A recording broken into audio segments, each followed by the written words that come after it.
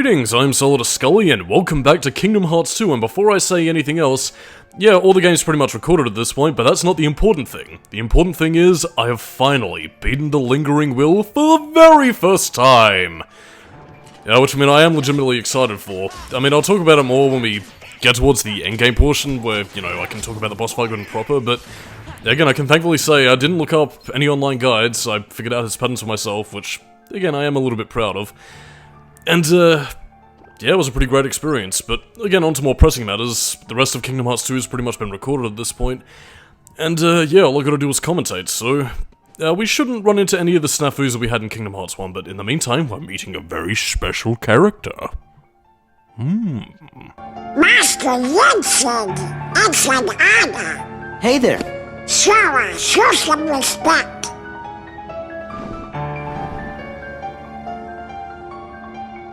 So, you are Sora.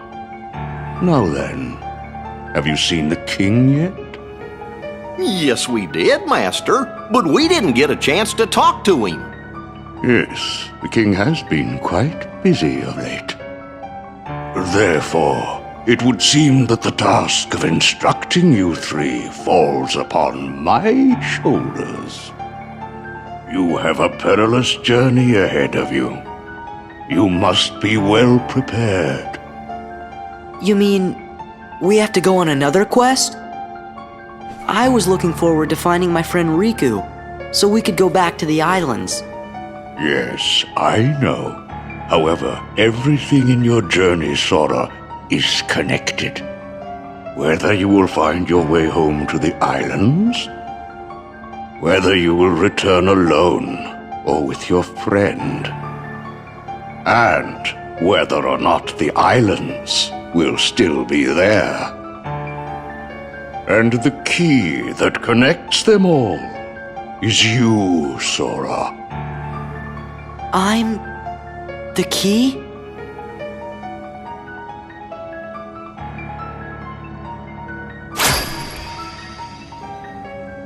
Chosen wielder of the Keyblade, you are the key that will open the door to light.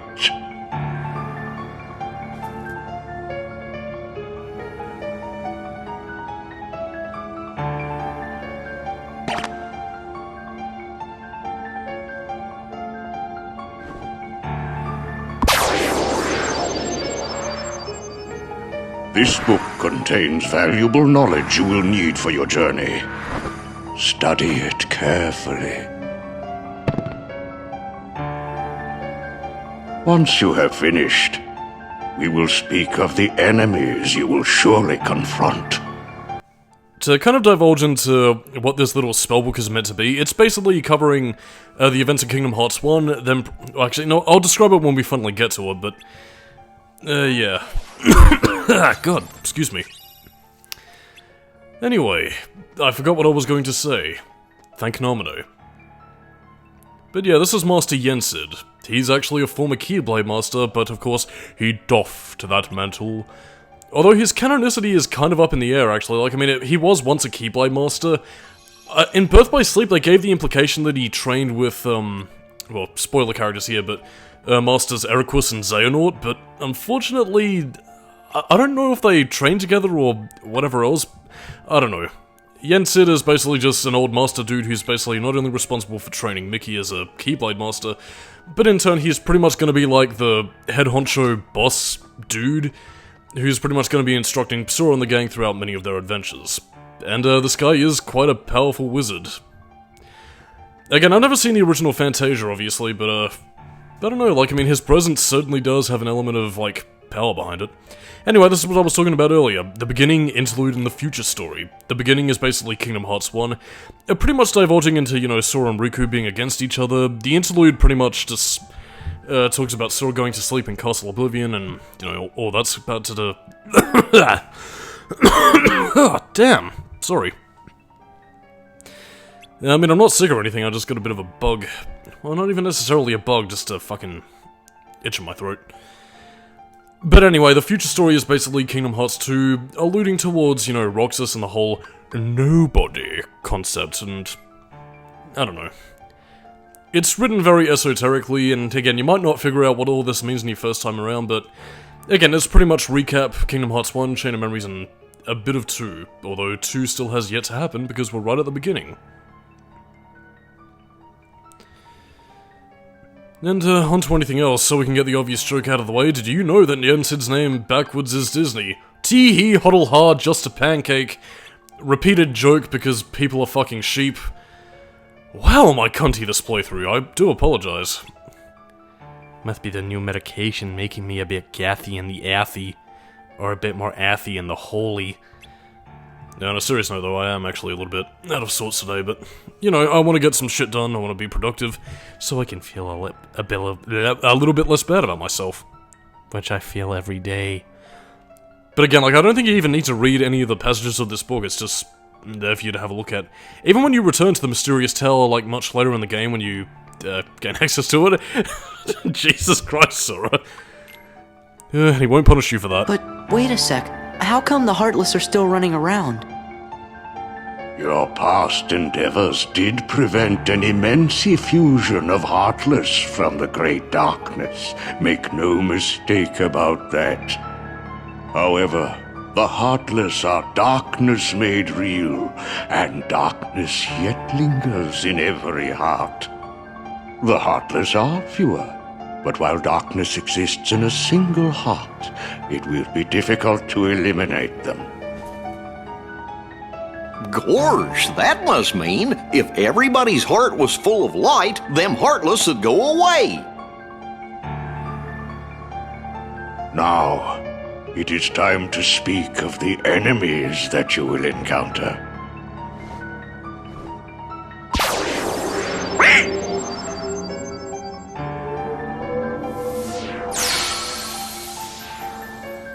If one such as you, Donald, yields to the darkness in their heart, they too will become a Heartless. But you know this. The Heartless are always lurking and ever seeking to capture new hearts. Never let your guard down. Now then.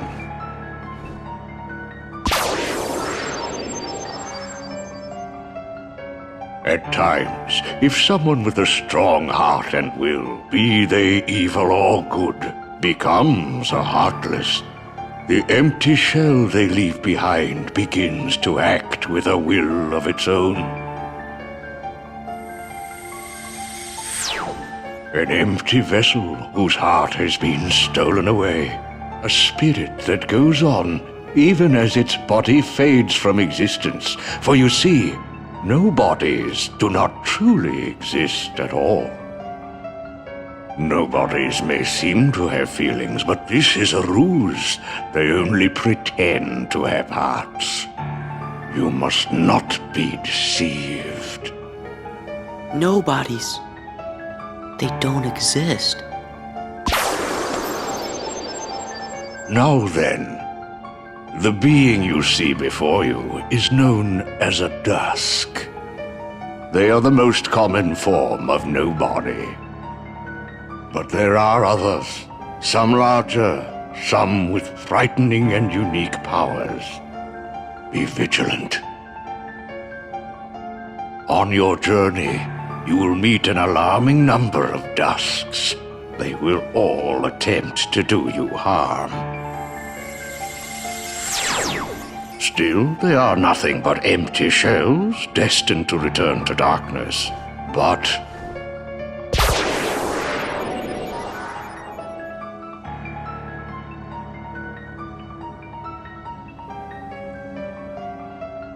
the beings you see before you now are different.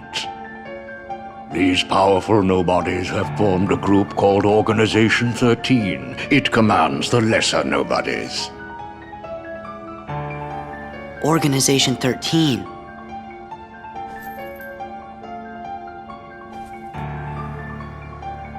While Heartless act on instinct, nobodies function in a higher manner. They can think and plan, and it seems they are working towards a goal. What that goal is, we do not know. The king sensed the danger and journeyed forth to fight it. He found the Dark Realm's Keyblade and with it closed the door. Now he's traveling from world to world, fighting the Heartless as he seeks the answer to the riddle of the Nobodies and Organization 13. Then I guess we better go find the king first. But where could he be? Well, we won't know till we look. Yeah, and the king must know where Riku is, because the two of them were together in the Realm of Darkness when we closed the door. You know, after defeating Ansem. So, before you go, you will need more suitable traveling clothes. Those look a bit too small for you. Through there, you'll find 3 good fairies. If you ask, they'll create for you appropriate garments. Gosh, Sora, you sure are growing fast. I guess. Oh, fare thee well, Sora's Kingdom Hearts 1 outfit. I mean, it is iconic in its own right, and again, it is the outfit I do immediately picture Sora with, which I suppose is why they picked it for when Sora was revealed in Super Smash Bros., but I don't know. I think my favorite outfit in terms of Sora's apparel is Kingdom Hearts 2, which we're going to be getting in a little bit, but yeah, let's just enjoy the sights of his KH1 outfit as we see it, because yeah, as you can no doubt see on Sora's Kingdom Hearts 2 growth spurt, yeah, he's pretty much just wearing a jumpsuit. Because of course he is. But anyway, I forgot what I was going to talk about, so I guess maybe it's time for some super trivia to get the soul going. Oh no wait, now I finally remember what I was going to be talking about. Basically that lengthy info dump was just basically like learning about the junction system in Final Fantasy VIII, all complex and fucking convoluted.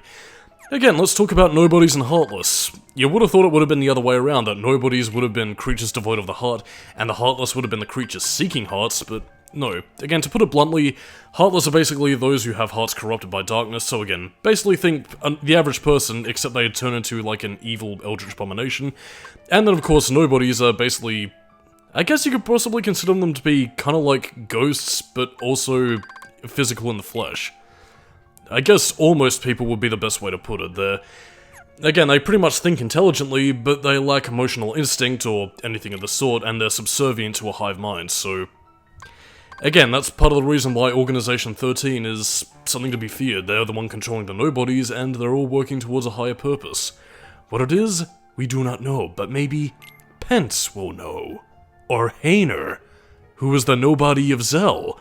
Because I'm still holding on to that theory, like I swear to god he was meant to be Zell at one point, but then Nomura was just like, I'm just gonna turn him into Hainer, because I'm Nomura. Big brain.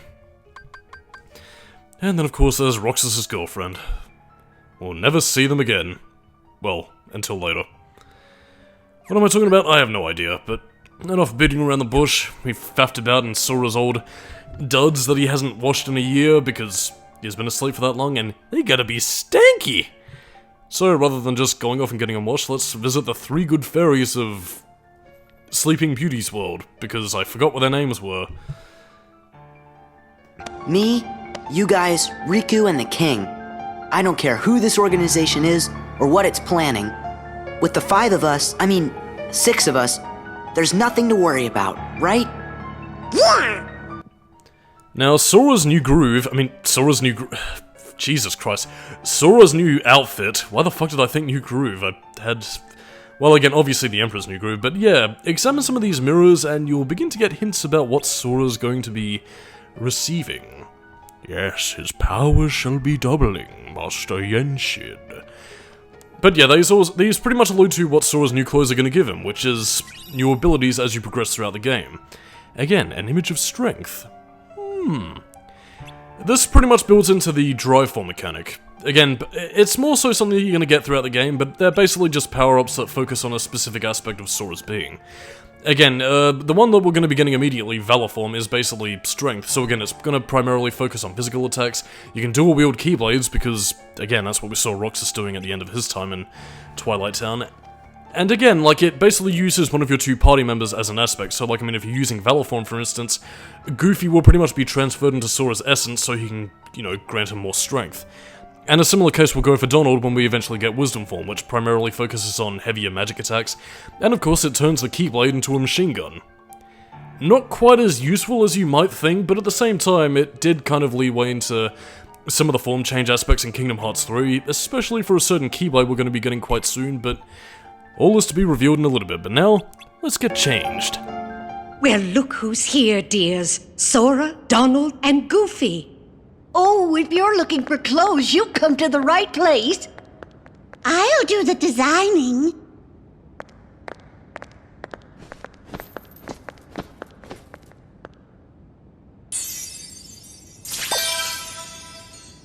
Oh, that will never do. Oh, now, dears. But don't you like this better? Hold on. Are you certain? Blue.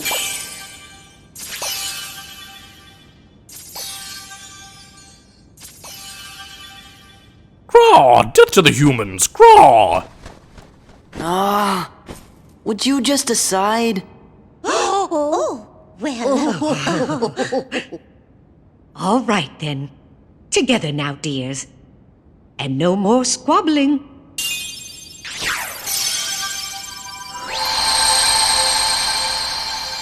Oh, my. Oh, it's lovely. Oh, yes. He does look very dashing. Now, those aren't ordinary garments. They have very special powers. Take the orb, dear. And watch what happens.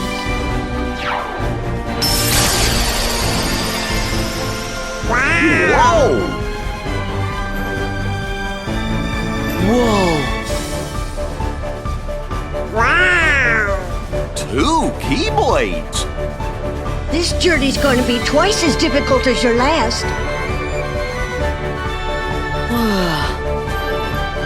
Your garments also have other powers.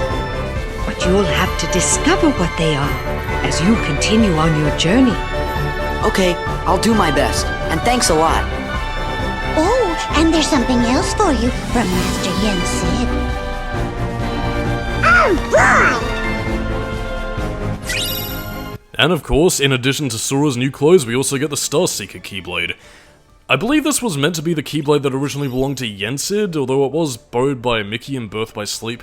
And of course we also get Valor Form, pretty much our starting point. And again, you continue to get Drive Forms and, you know, all that sort of thing up throughout the game. And there is a bit of a caveat, though I might delve into that when we get to, well, our next new world. But anyway, this is Sora's outfit as we know it now. It's pretty sick. Won't be showing off Valor Form just yet, but yeah, I will say that this is my favourite outfit of Sora's that I've ever seen. I mean, out of the 4 that we've already seen, considering that Kingdom Hearts 4 is right around the corner. And aside from explaining what this is, I don't know, I guess maybe just talk about Sora's duds. I don't know, like, it's a bit more uniform, but at the same time, there's just like a lot of nice splashes of colour and personality. Again, like, you got a nice bit of red and yellow just sort of dotted around the outfit. And again, excessive as some might feel the belts and zippers might be, I don't know. Like, it just forms itself into, like, a really nice cohesive pattern. And again, like, it makes Sora feel very distinctive, which... I don't know, I think I might have made this complaint in Kingdom Hearts 3 when in you know, the whole plaid and, button sort of thing, but... I don't know, Tetsuya Nomura had a tendency to kind of turn, like, every character into, Yozora, which is basically his version of Noctis.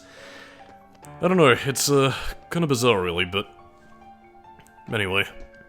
And of course, here comes another gameplay element that we'll be continuing to do throughout the game, because, yeah, we're introducing puzzle pieces. What these basically are is just things you can collect throughout the game, and again, if you're of the completionist mindset, you can basically finish them off.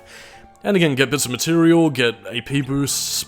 I'm trying to remember what they were. I mean, I have collected all of them at this point, but I've got basically complete puzzles, find puzzle pieces, you get cool shit, and, have at it, man.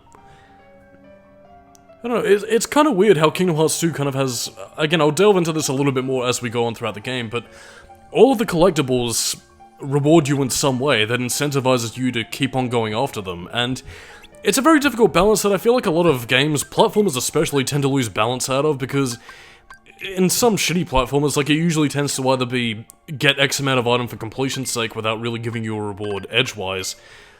And I guess maybe it's more to do with Kingdom Hearts 2 having more mechanical depth than most platformers that are just hop and bop. That, again, you can really get an idea of, you know, building Sora up, making him a bit more powerful, and, I don't know, really seeing your strength grow, which, again, I guess I kind of appreciate about Kingdom Hearts 2. It's constantly rewarding you for finding new items and completing the game, and, you know, while I will say that at the very least the final mix version of Kingdom Hearts 2 is a little bit, hefty in terms of content, not in a bad way, mind you, but, I don't know. I'll discuss this a bit later. Hey, it's the gummy ship.